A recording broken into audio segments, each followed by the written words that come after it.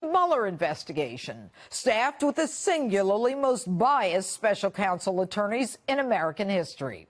And since then, we have witnessed events unfold, which are so unbelievable, so unimaginable, you'd have to be wearing a tinfoil hat or a card-carrying member of the conspiracy party to even believe it exists. We watched a president claim he'd been wiretapped. The Democrats chuckled. But he was right. He was right. Prosecutors and FBI agents working to change the course of political history. A shadow government whose agenda is to maintain their own power and control. A deep state we thought existed only on the pages of novels. Alive and well here in the United States of America.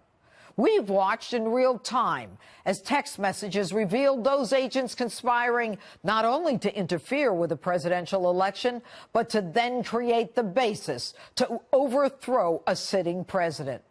$10 million and millions of documents later, nothing, I repeat, nothing has touched the president in spite of their claims. Have Democrats found any evidence of collusion? Yes, we have. I still maintain that there is evidence of collusion, and I can't go into the particulars, but there is more than circumstantial evidence now. And every time we hear more is coming, the deep state does nothing but continue to show how deep and dirty it is. The head of the FBI lies to Congress. He even lies about the statutory elements of a crime because he wants to protect Hillary Clinton. That same director conducts a laughable, make-believe investigation of his favorite Hillary with no grand jury, no search warrant, no subpoenas, where he sat back and watched as the accused destroyed evidence, deleted emails, with his cohorts in the Department of Justice, hands out immunity deals without ever requiring that they testify.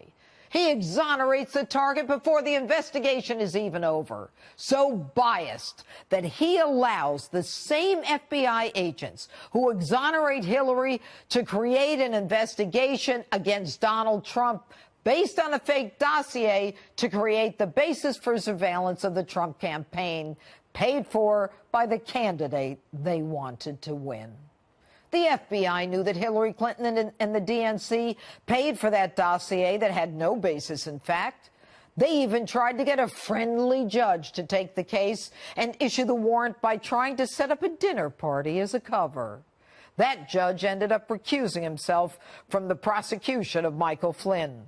For months, we've watched as the FBI and the DOJ have denied having any documents. They said there are no emails on the Clinton-Loretta Lynch tarmac meeting, but there were. They lied to us. We watched as members of Congress try again and again to get documents from the Department of Justice and the FBI, but they won't hand them over. They stonewall, and there seems to be no way to get those documents.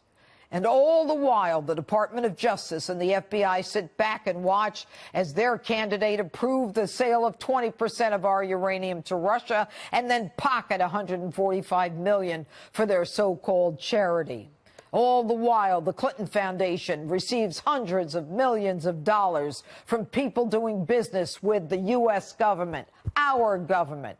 And when Jeff Sessions decides to recuse himself, Rod Rosenstein, a man we have never even heard of, appoints his pal, Bob Mueller, to investigate our president. And this week, we find out the FBI ran a spy operation, actually placing an informant, a mole, in the Trump campaign before there were any legal grounds to do any such thing. It was a classic totalitarian third world tactic. This person has as much as been identified. He's engaged in skullduggery going back to Bush 41. My FBI sources tell me there would be no reason for him to even run into a Page or a Papadopoulos. And get this, he's disappeared for the last 9 months. Now, I want you to remember that you heard it here first. Any collector, their name for an informant working on a national campaign, must have a sign-off by the Attorney General. Here, That would be liar Loretta Lynch. Lynch herself would have had to have approved an informant on that campaign. And if she didn't, then the FBI under James Comey was even more corrupt, going rogue in their attempt to destroy Donald Trump. But what, ladies and gentlemen, is unmistakable in all of this is that the single most dangerous person to the agenda of President Trump, the Republican Party, and ultimately to all Americans is the Attorney General of the United States himself, Jeff Sessions. The man has done nothing to make anyone responsible for the blatant corruption, the unmistakable perjury, the in-your-face obstruction of our laws that we've seen play out every day. He has fought the release of telling documents that would put an end to this horrible period in America's political history, documents that would make clear that the criminals in this attempt to overthrow an American president. He's even argued that he doesn't want to release records of Hillary because she's now a private citizen. This man has done nothing to create confidence that wrongdoers will be accountable, answerable. He has done nothing to create confidence on the part of the American people in our system of justice. And with all the power and might of the Department of Justice behind him, he continues to do nothing. He refuses to take them out in cuffs. The most powerful prosecutor in the world, the man who holds the scales of justice in his hands, hides behind the coattails of a Rod Rosenstein, a man we've never even heard of, who is in fact behind all of Jeff Sessions' decision, who is in fact running our Department of Justice. The man who has the honor to carry the prefix United States Attorney General before his name, Jeff Sessions, is indeed the most dangerous man in America. This week's historic opening of the U.S. Embassy in Jerusalem sealed the Trump administration's recognition of the Holy City as the capital of Israel. I was lucky enough to be there, so here's my inside look. This is a distinct honor.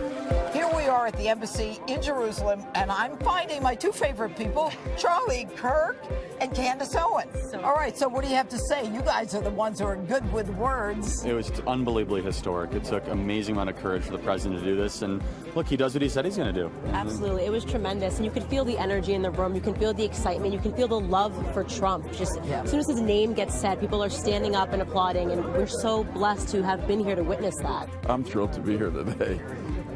These are two great democracies, two great countries. I love them both. And this is a day that says we're partners. We're partners not out of convenience, but out of conscience. We share the values. Democracy, rule of law, opportunity, the Judeo-Christian tradition. Indeed. And for me personally, I was privileged to be one of the leaders that fought to pass the Jerusalem Embassy Relocation Act in 1995. And Lord, it's now 25 years, 23 years later. What do you have to say about today? First of all, I want to thank President Trump. This would not be happening without President Trump. Everybody made promises about this, America recognizing this is the capital, moving our embassy, and nobody did it. He said he would do it, and he did it. And look how painless it is. Why are you here? Why am I here? Yeah, you're on camera right now. I'm here because of this amazing day. Trump came through on his promise, something that was promised since 1995 by Congress that enacted it. And he actually made it come true. And it's an amazing day. Here's the thing. It doesn't matter what your religion is. No. Whether you're Christian, whether you're Jewish, whether you're Muslim, even if you're an agnostic, you come here and you feel it's God's country. You do. And you're welcome, no matter what. Everybody's welcome. And that's the amazing thing. The Israeli military is protecting every religious site in this country, Muslim, Christian, Jewish. And the Israeli hospitals take care of everyone. Everybody. Muslim, Christian, Jewish. This is the capital of This Israel. is. Here we are. And America is now leading the charge internationally in recognizing that. Look, America needs to be the leader in the world, and the president realizes and understands that. I'll say it, and I'll say it as still a registered Democrat, to an independent-minded one. Thank you, President Trump. You just heard what we talked about at the top. Do you believe that the investigation in the summer of 2016 was a legitimate exercise? Well, absolutely, yes. If there is a foreign power, particularly the Russians, threatening to interfere with an American election, we need to find out what's going on. The Russians have been up to this ever since 1917, right? When they supported communist movements. But why bring the Trump campaign under? Yeah, but okay. So if I agree, if the Russians are trying to cause trouble in the election, that's fine. Let's investigate it. Why are you investigating Trump campaign officials, American citizens? Well, it appears that some of those officials were meeting with the Russians, including Carter Page. Okay, so, and including the people at the Trump Tower meeting. They weren't talking about babies. I mean, we're not foolish here. Let's take it one at a time. Who did Carter Page meet with? I don't know. You know, Carter Page was meeting with Russian agents. That's what they believed when they asked for the warrants, the FISA warrants, and they went before a judge to get those. We all know about the Trump Tower meeting, right. Well, okay, so where there were Russian agents there as well. Okay, let's take it one at a time. You don't know the names of the Russians that Carter Page was meeting with, and it's not a crime to meet with anybody from Russia, because everybody would be put in prison under the Obama administration if you're meeting with Russians or Hillary's meeting with Russians. Right. The judge gave the warrant because he was given a dossier that made a lot of wild, salacious allegations which were unverified and unsubstantiated. You're not allowed to present unverified and unsubstantiated allegations to a FISA court judge. Now, let's go on to the Trump Tower meeting. No, you're just not saying the truth there, because the judge was told the truth. The judge was told the truth. There's no evidence the judge was deceived. Well, this is why the president wants to watch Fox News all day, because this is just not the truth. Okay, well, you don't know the truth because you haven't been following it as closely as we have here on Fox News. Let's go to the Trump Tower meeting. Tell me what you think about that meeting. Well, there was a Russian agent there. This woman had connections. This so-called lawyer had a lot of connections with the Kremlin, and they were promised the dirt on Hillary.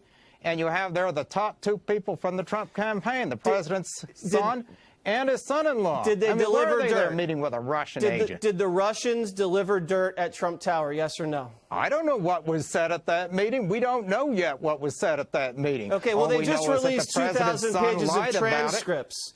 They just released 2,000 pages of transcripts that said that there was nothing. They interviewed about a dozen people. They interviewed a dozen people about the meeting.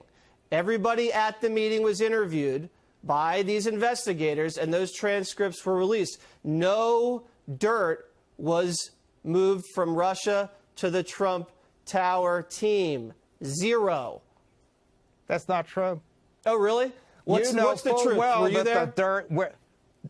First, the dirt clearly came out in the summer of 2016. It was given to WikiLeaks. Whether or not it was delivered at that meeting, and whether or not those people are telling the truth about what happened at that meeting. You don't know anything about that meeting. You don't know that WikiLeaks information was delivered at Trump Tower. That's never even been said before. You're the first person to ever bring that up. And a matter of fact, Bob Mueller's job. Hillary paid for Russian dirt on Trump and use it to get a wiretap. There was no payments made at Trump Tower, and there was no dirt. That's the difference. Well, you know, this is your version of the facts, but as I said, this is a serious investigation. The president's former campaign manager has been indicted for multiple counts of money laundering. The former national security advisor has pled guilty to crime of lying. This is the former national security advisor, top person in charge of our national security. The people that investigated him ended up telling Comey afterwards that they didn't even believe he was lying. So, well, he was. And you know what? He has pled guilty to lying. Guilty. Never charged with treason or espionage or collusion. All right. Pled guilty to lying. Let that sink in. All right. Multiple indictments, multiple guilty pleas. Having nothing to do with collusion. All right, Richard. having everything to do with collusion.